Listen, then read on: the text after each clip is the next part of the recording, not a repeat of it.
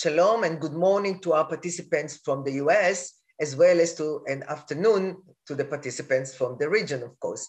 I have to admit that I was planning to be in the studio where Ambassador Magen is sitting, but since I am positive to the pandemic, I have to do it from, I feel very well, but I have to do it on Zoom from my house. So let's start by our panel, and I have to admit that I'm very more than honored and have a huge pleasure to open this panel of Iran with the best experts that can be chosen on this difficult issue. We are in a critical juncture.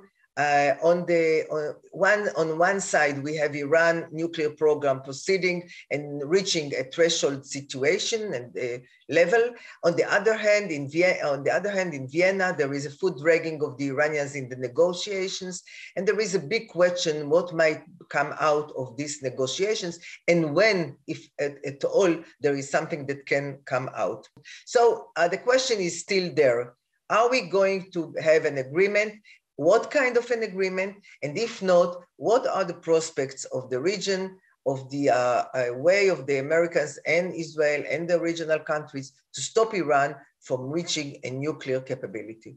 Let me present our panelists. I want to start with, according to the alphabetic order, with Dr. Ebtesam Ketbi, President and founder of the Emirates Policy Center. Dr. Ketbi is Professor of Political Science at the United Arab Emirates University. She is a member of the Consulate Commission of the JCC, and she was also chosen in 2018 as one of 50 most influential women in the Arab world. Thank you for joining us, Ebtesam. Distinguished Senator Joseph Lieberman, known to all of us for his impressive career as well as his support for Israel, is currently chairman of UANI, United Against Nuclear Iran, and a senior consultant at a major law firm in New York. During his years as member of the US Senate, and during the time he represented his country, he served as chairman of the Homeland Security Government Affairs Committee and a senior member of the Armed Service Committee. In 2000, he was the Democratic candidate for the Vice President of the United States. Thank you so much, Senator, for joining us. Pleasure. Ambassador Tzvi Magen is the head of the Russian program at the INSS. Prior to that, he was Israel's ambassador to Russia and Ukraine, and he also served as the head of Nativ organization. Major General retired Amos Yadlin is currently a senior fellow at the Belfer Center, Harvard Kennedy School. He was executive director of our institute, the INSS, and prior to that, he served as chief of military intelligence directorate. And most relevant, I think, to our panel, he participated in the Israeli attack on the Iraqi nuclear reactor. Thank you all, and let us start with the panel. The first round will be with a common question to all of you, identical question, and that is, how do you see the situation and what is the most plausible outcome of the talks in Vienna? And let's start with the superpower. Please, Senator Lieberman. Thanks so much. Great to be with you under the auspices of INSS and with this distinguished group of colleagues. It's very hard to predict how these talks in Vienna will end. There are two possible outcomes to the negotiations between the P5+1 and Iran and Vienna. One is a failure to reach any agreement to go back to any form of the JCPOA. And the other, in my opinion, is a bad agreement.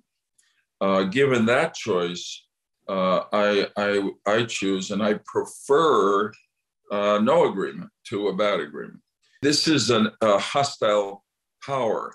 And for many years, I was part of a bipartisan coalition in Congress that responded to the threat that Iran represented, particularly the idea that this extremist anti-American power would have nuclear weapons by adopting economic sanctions with the clear intention to bring Iran to negotiations to end their nuclear program.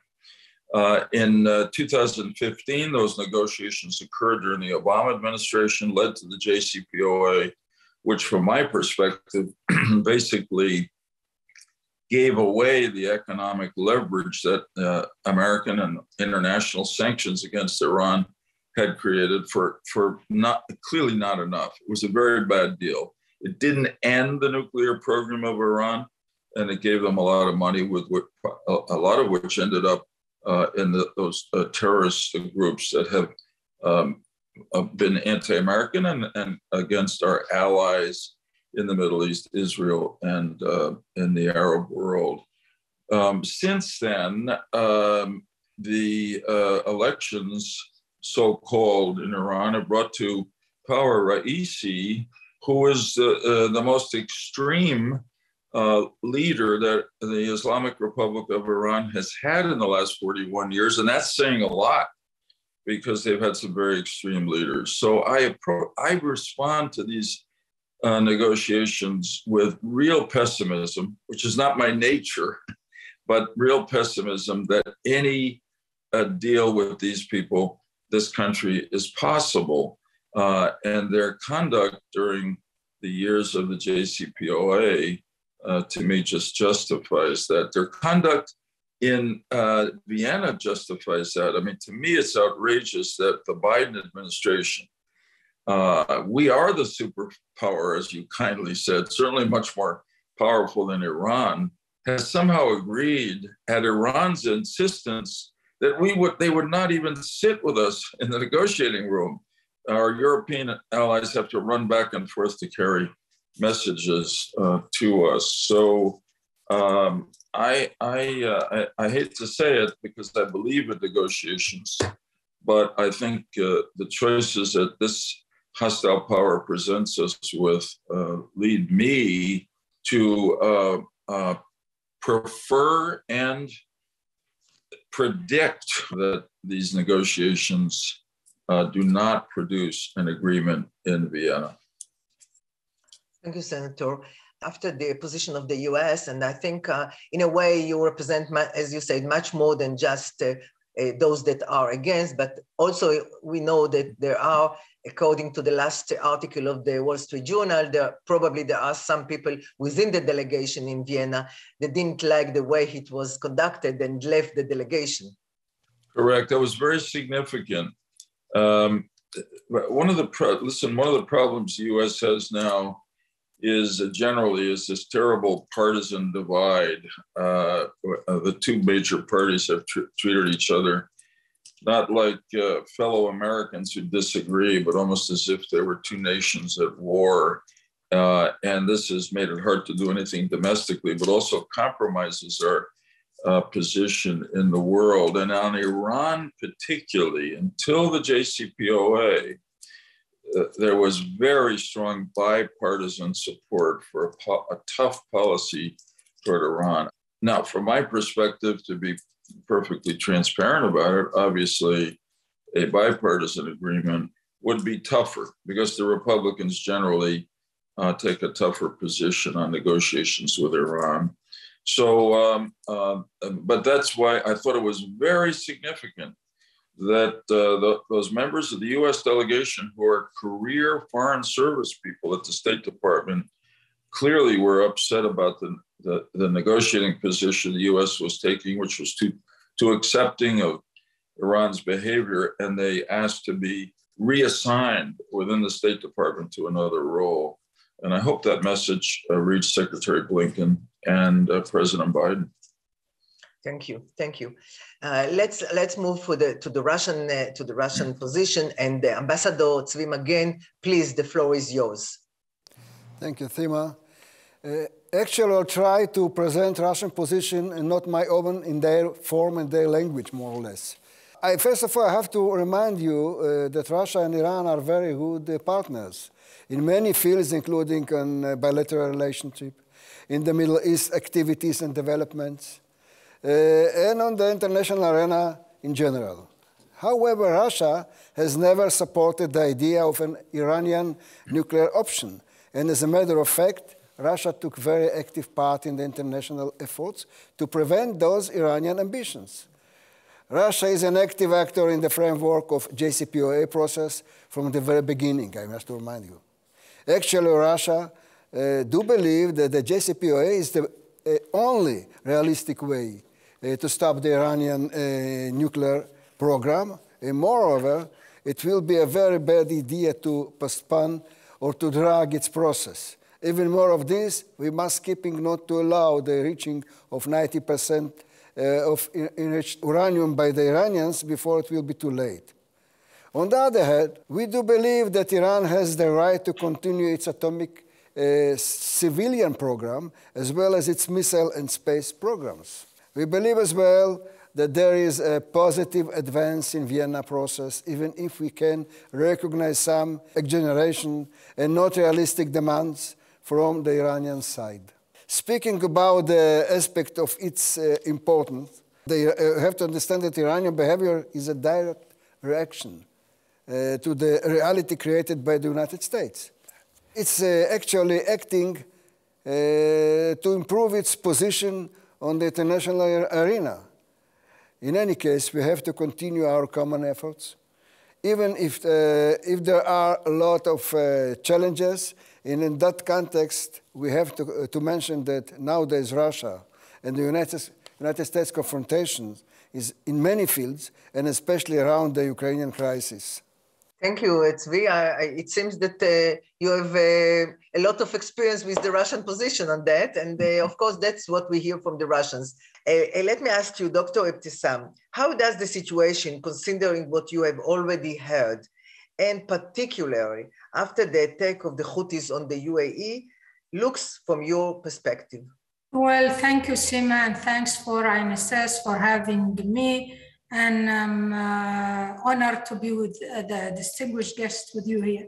Well, let me first say that Iran approached the 8th round of negotiations with the insistence on shaping a new reality.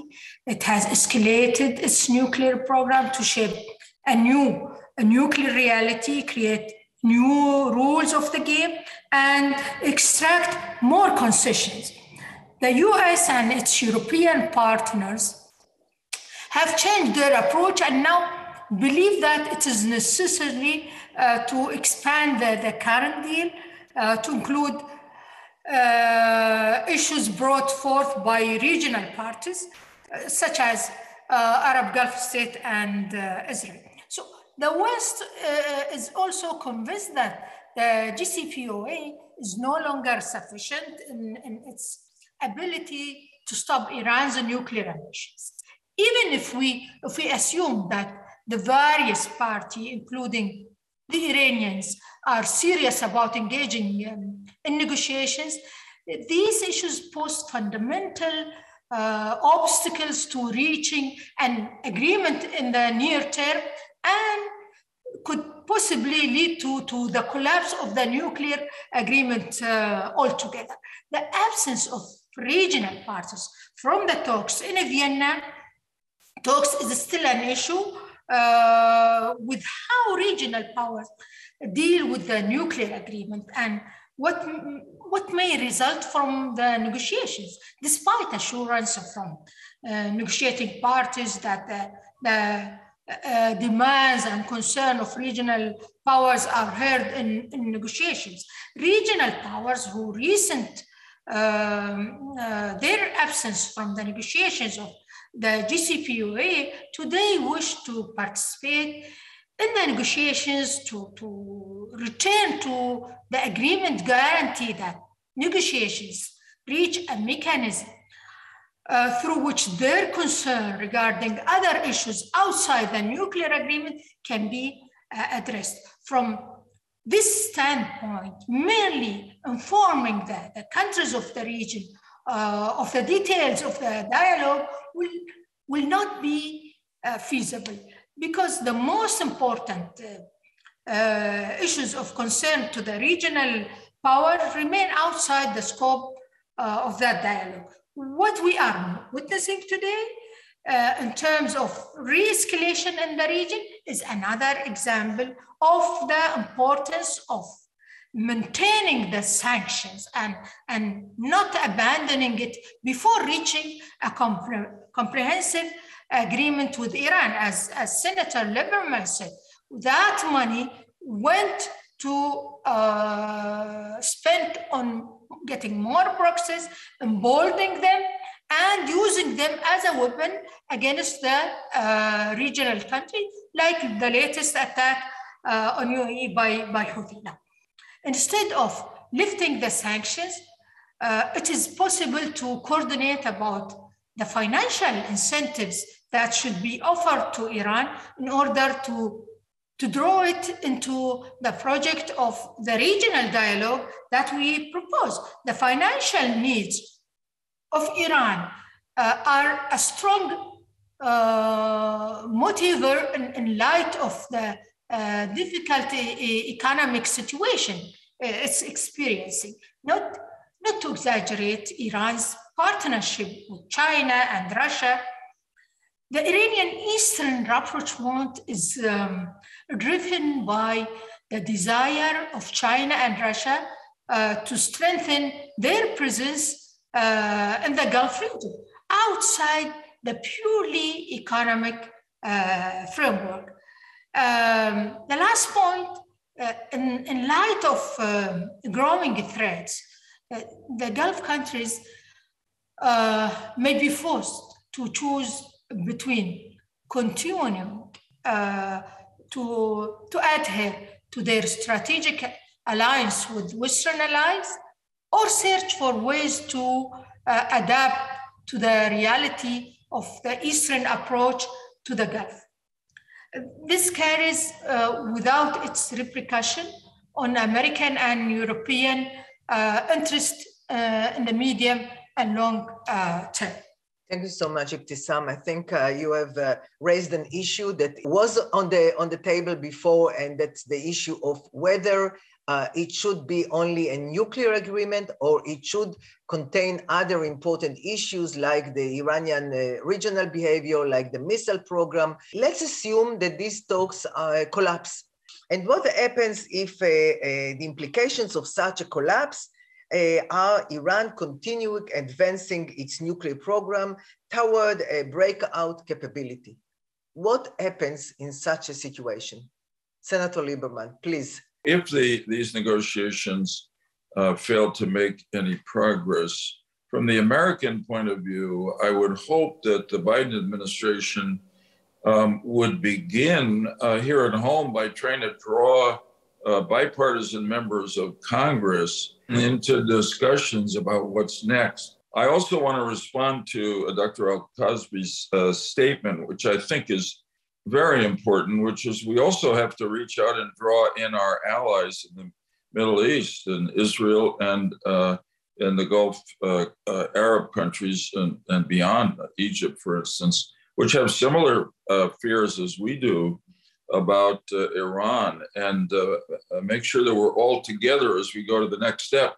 And what are the next steps? I think clearly to increase the economic pressure on Iran and to particularly more aggressively enforce the sanctions on the sale of oil, which is the remaining lifeline for the Iranian economy. Right now, by the estimate of the organization I chair, United Against Nuclear Iran, there's evidence to reach a conclusion that the Iranians are exporting almost 1 million barrels of oil a day to China in a conscious circumvention of his existing international sanctions. And we've not been really doing anything about it. It may be that we're not doing anything about it because to do so would complicate our relations with China that are already complicated enough, but that can't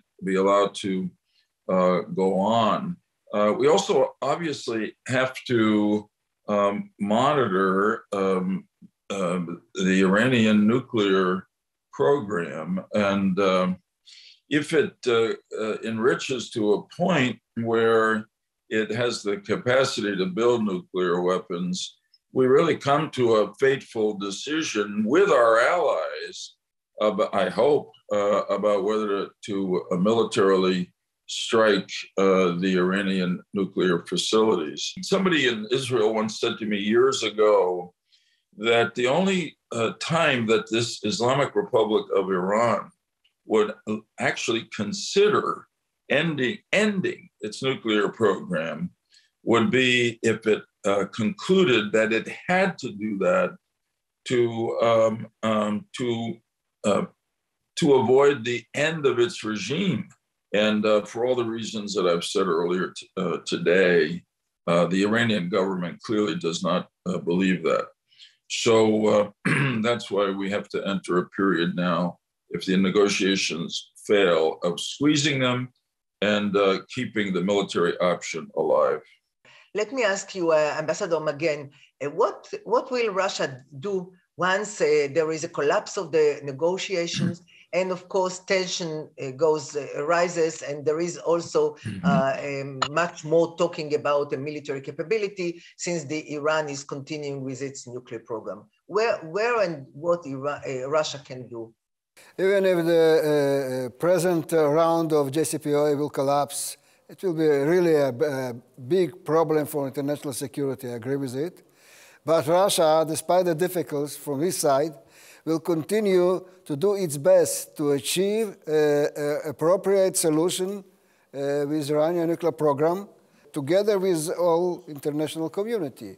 And will not leave this problem to be unsolved because of a specific position of United States or other powers. And in that case, Russia will think about new frameworks to create a new process and to keep the main idea of stopping the nuclear, let's say, program of Iran. Thank you very much. We can see here from both answers of Senator Lieberman and Ambassador Magen that Russia and the US are on opposite positions.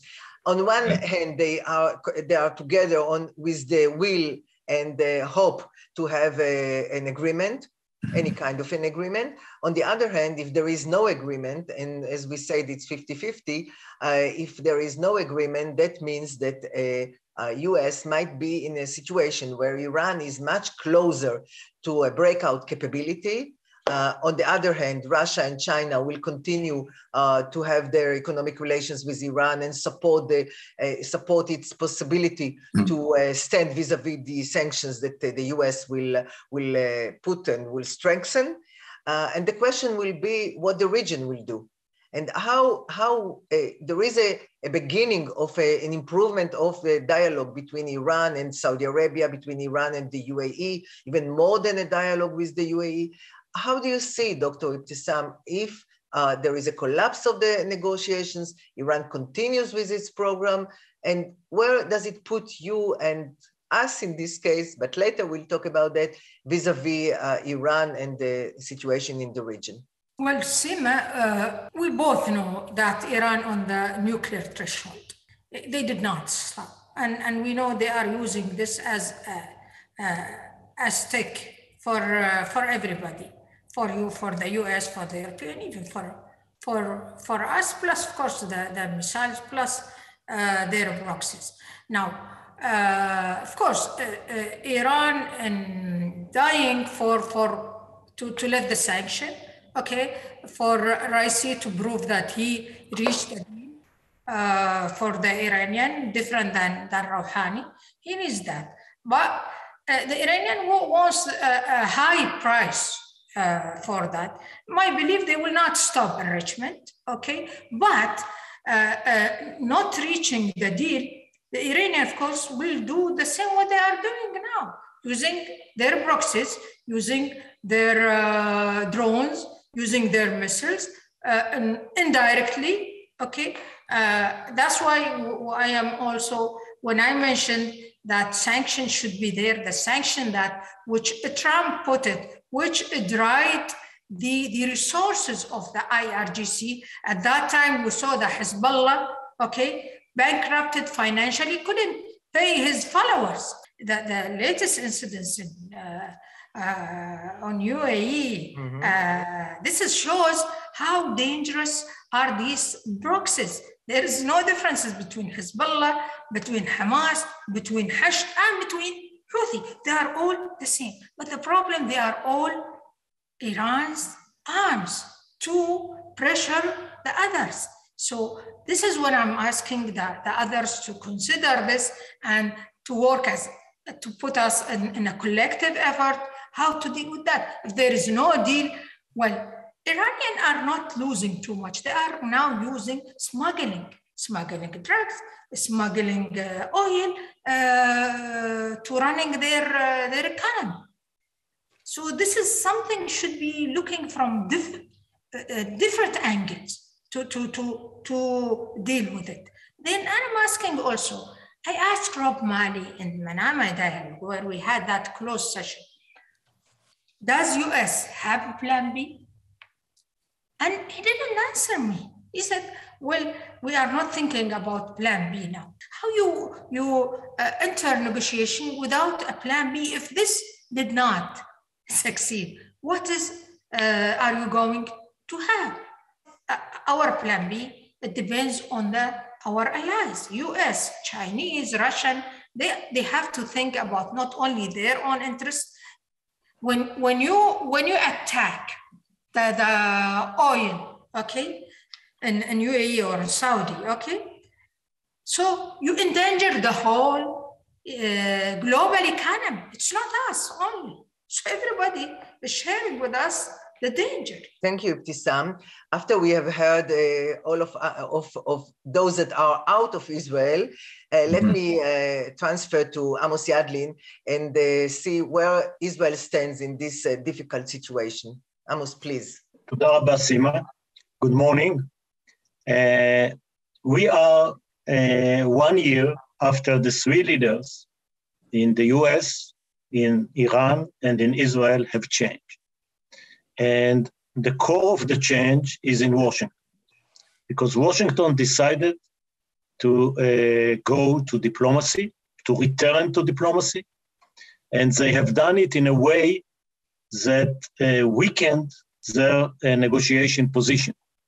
Because when you come to deal with the Iranians, you need some leverages.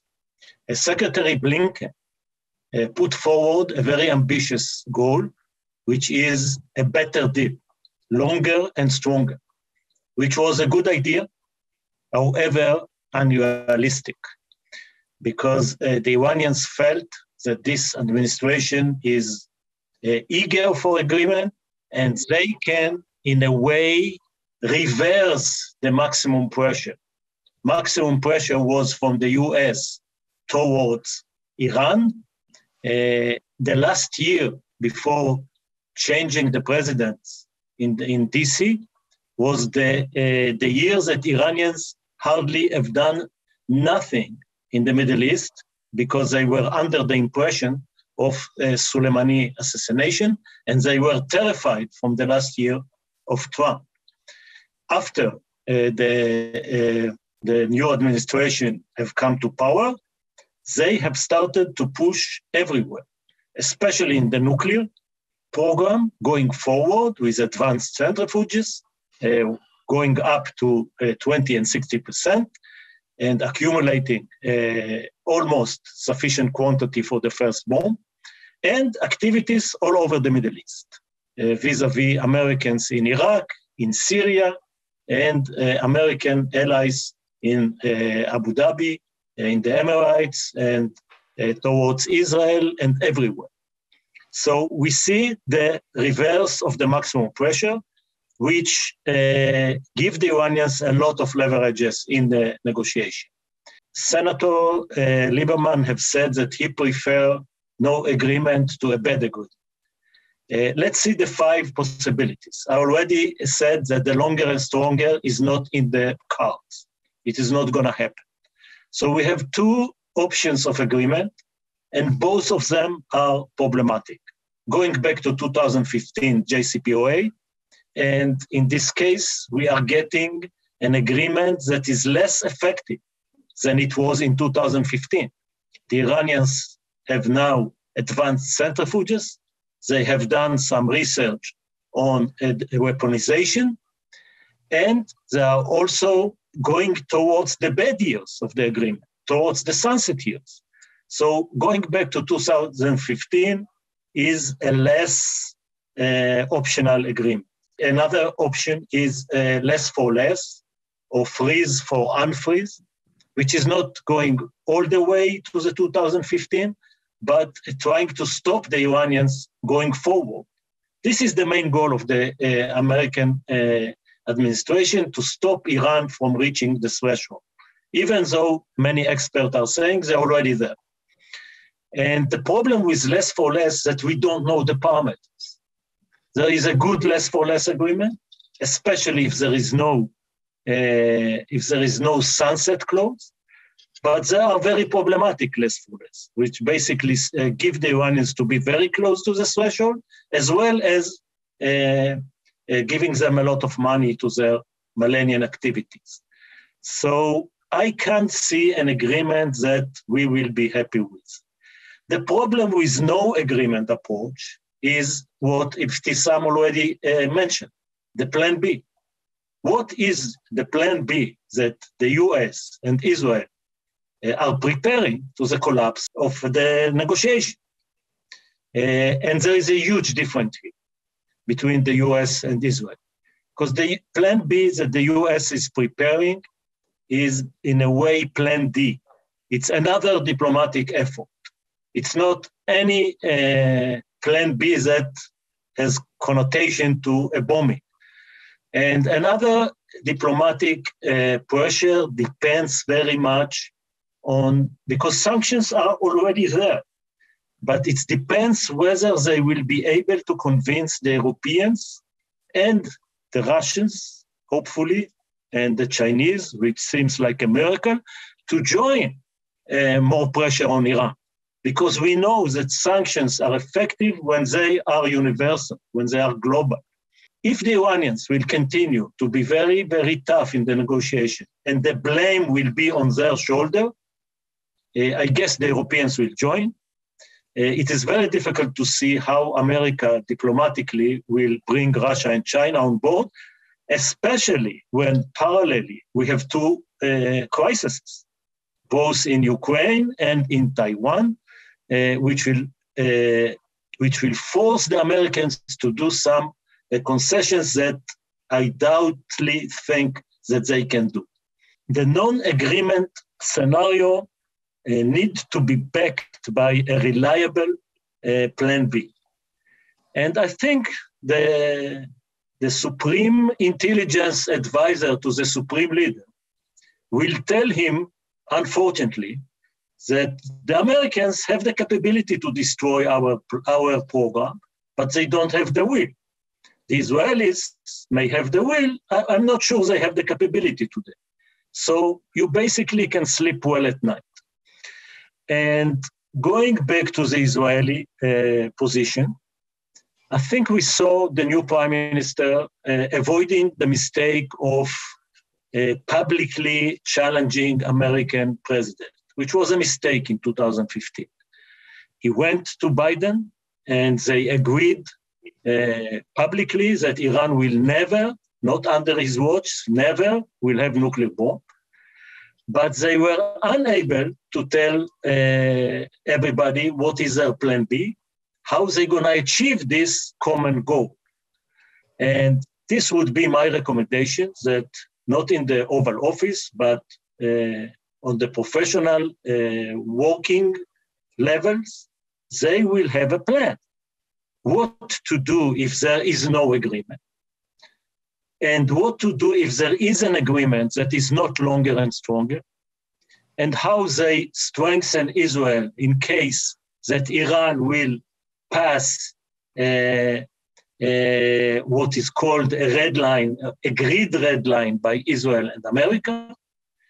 And even more important, to make sure that the mistakes that was done in 2016, giving Iran a free hand in the Middle East activities, in their terror activities, and in their effort to be hegemon, because the Obama administration wants to protect the nuclear deal.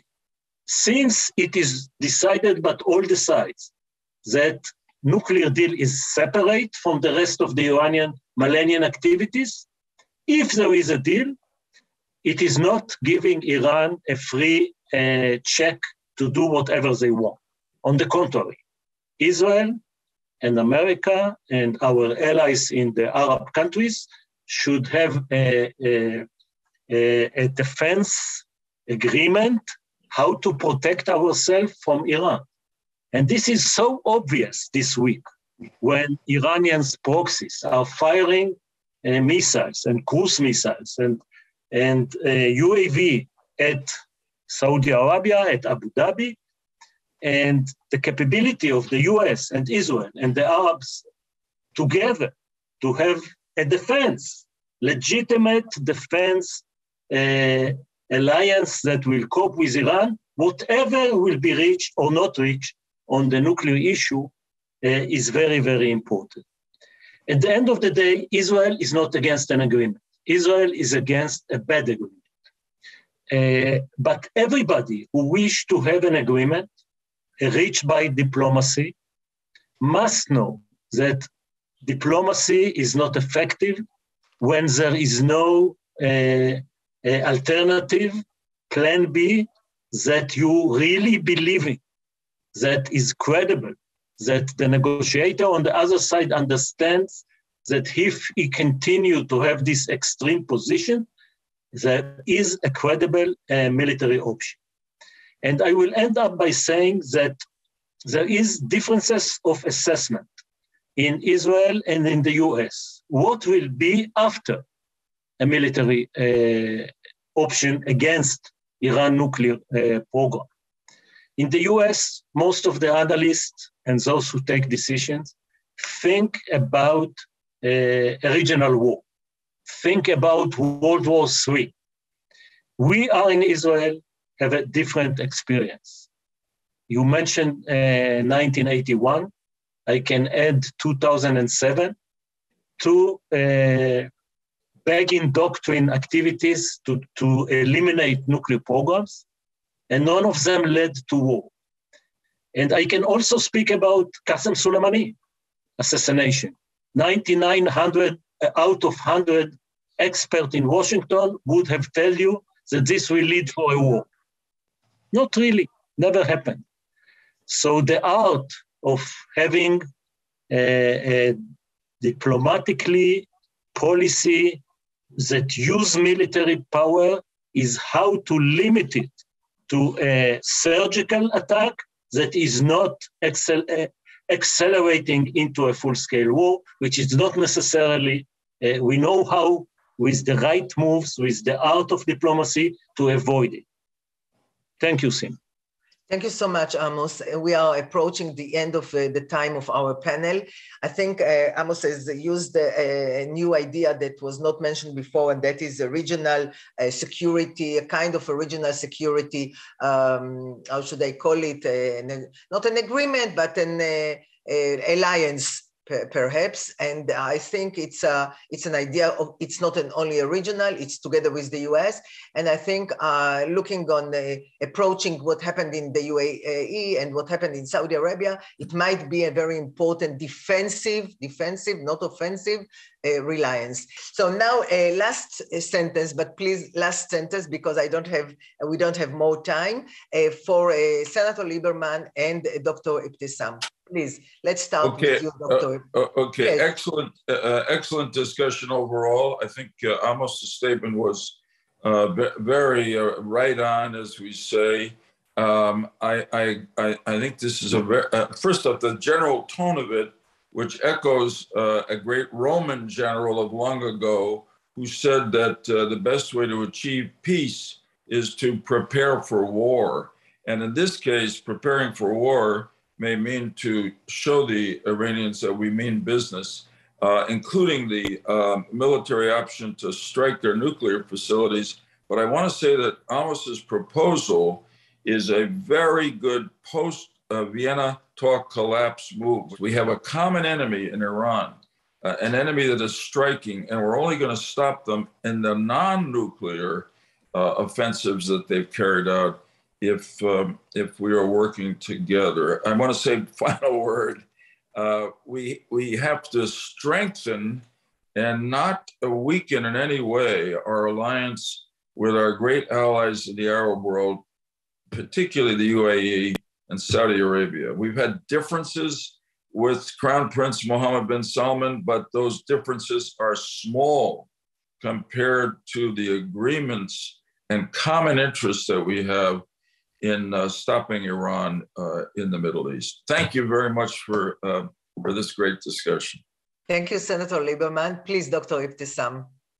Okay, I think it's a wonderful idea Amos presented, but this is, again, I just want to say that it's not only the nuclear program, it is also more dangerous, the Iranian proxies and the Iranian missiles, and should be taken into consideration, how to weaken these proxies, okay, because this is Iranian arms to threaten the stability and the security in the region, of course, and US interest in the region.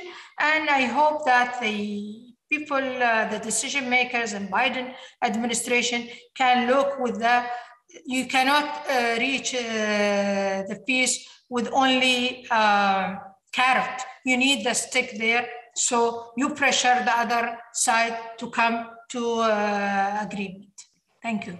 Thank you so much, Ebtesam. I want, first of all, to thank you all for participating. I think there is no question that this issue is an issue that can stabilize the Middle East and can destabilize the Middle East. There is a problem and nobody can ignore this problem. And I do agree with you. You have mentioned it's not only the nuclear one, but also the regional one, as you have mentioned. And Senator Lieberman, you have said correctly, we have to put not only a plan A, but a plan B, and a good plan B that will bring Iran to the point where they have to decide either it's the regime or it is the bomb. So thank you very much to all of you. And I'm looking already for the next opportunity to meet you again. Thank you so much. Thank you, Sima.